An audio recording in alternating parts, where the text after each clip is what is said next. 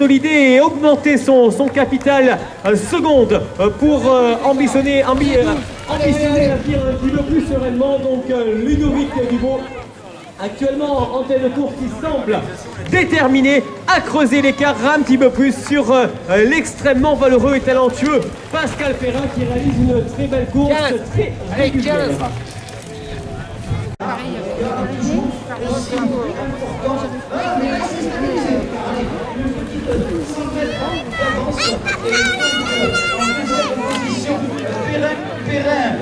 Pascal Perrin, donc en deuxième position. Laurent Spisser, bien calé en troisième position, et Pascal Perrin, donc calé en deuxième position, qui garde bien une bonne position. Et Laurent Spisser, il se bat comme un diable, l'Alsacien, pour revenir sur la deuxième position. Allez, on va commencer avec la plus grande à 3 tours sur la ligne, avec les 4 tours pour les coureurs qui passent actuellement et 3 tours lorsque Ludovic Dubo franchira la ligne, si c'est lui bien sûr qui l'a franchi tout à l'heure.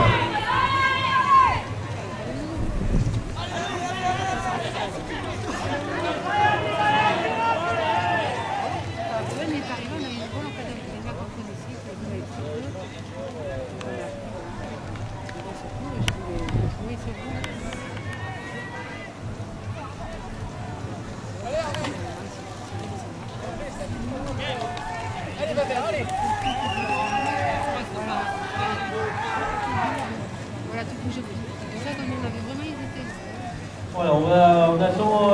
Est-ce que vous apercevez quand même peut-être maintenant le trio de tête sous vos yeux? On va bien sûr vous donner la physionomie dès que nous aurons nos amis coureurs bien en vue dans quelques instants.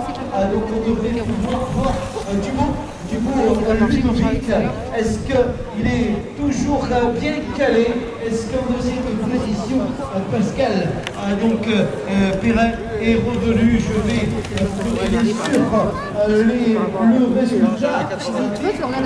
le résultat visuellement sur le passage.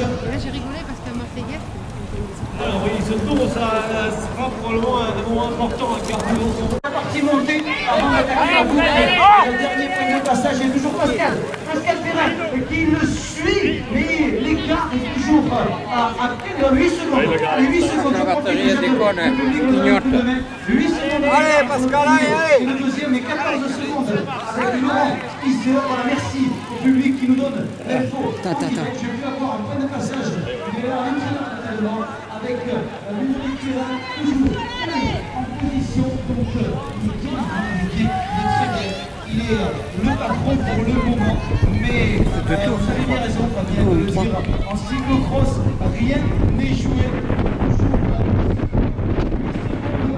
Pascal Perrin et en troisième position Laurent Spisser. Voilà donc Ludovic, on a passé la dernière minute.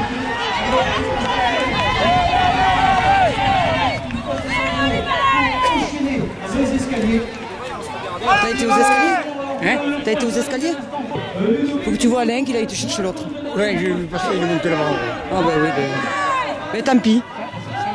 Quand même. Oui, mais tel-le, ne le laisse pas allumer. Je vais aller mettre l'escalier. Tu prends les premiers aux escaliers. C'est moi. Ah mais tant pis.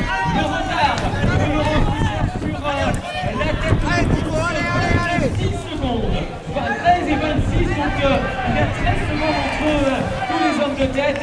Donc Ludovic Dubo en deuxième position, Perrin en troisième position, Spisser et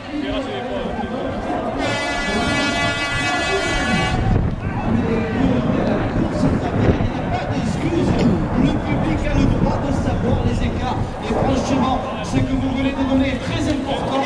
On s'aperçoit que 13 secondes entre le premier et le deuxième, 13 secondes avec le deuxième et le troisième, rien n'est joué. Rien n'est joué, ça va nous promettre un bon spectacle dans le final et 6 parmi les 3 hommes.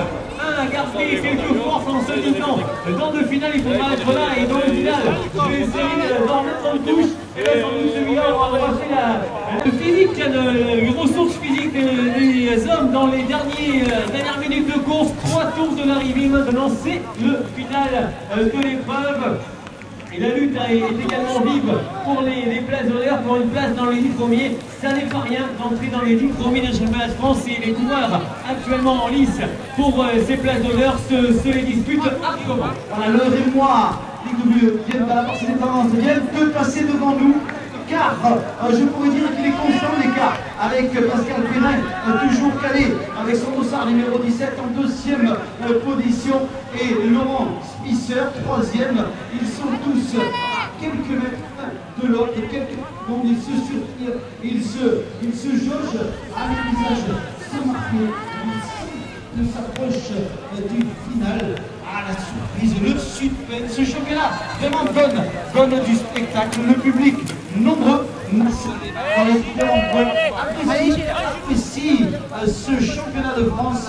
Merci vraiment à nos amis de Miramas d'avoir eu le courage de dire on y va, on va le faire et surtout ils l'ont réussi.